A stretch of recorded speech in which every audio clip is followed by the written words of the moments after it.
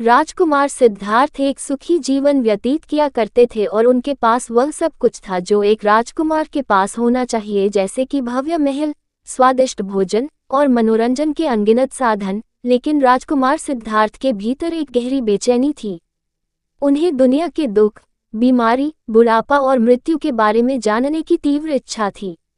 एक दिन राजकुमार सिद्धार्थ महल से बाहर निकलने का अवसर पाकर उन्होंने पहली बार दुख, बीमारी, बुढ़ापे और मृत्यु का साक्षात्कार किया। यह उनके लिए एक गहरा सदमा था।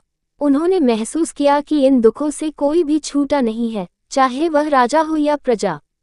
इस अनुभव उन्हें दुखी कर दिया और उन्होंने राजपाट त्यागने और इन दुखों का कारण जानने का प्रण लिया।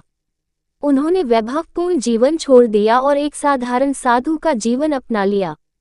राजकुमार सिद्धार्थ ने कई वर्षों तक उन्होंने विभिन्न शिक्षकों से ज्ञान प्राप्त किया और कठोर तपस्या की। उन्होंने गहरे ध्यान में बैठकर जीवन के रहस्यों को समझने का प्रयास किया।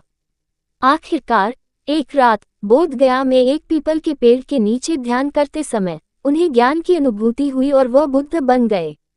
बुद्धत्व को प्राप्त करने के बाद उन्होंने अपना शेष जीवन दूसरों को दुखों से मुक्ति का मार्ग सिखाने में लगा दिया।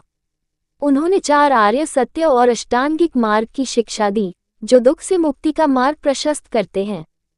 सीख: गौतम बुद्ध की कहानी हमें ये सिखाती है कि सच्ची खुशी भौतिक सुखों में नहीं, बल्कि ज्ञान और करुणा के मार्ग पर चलने में मिलती है।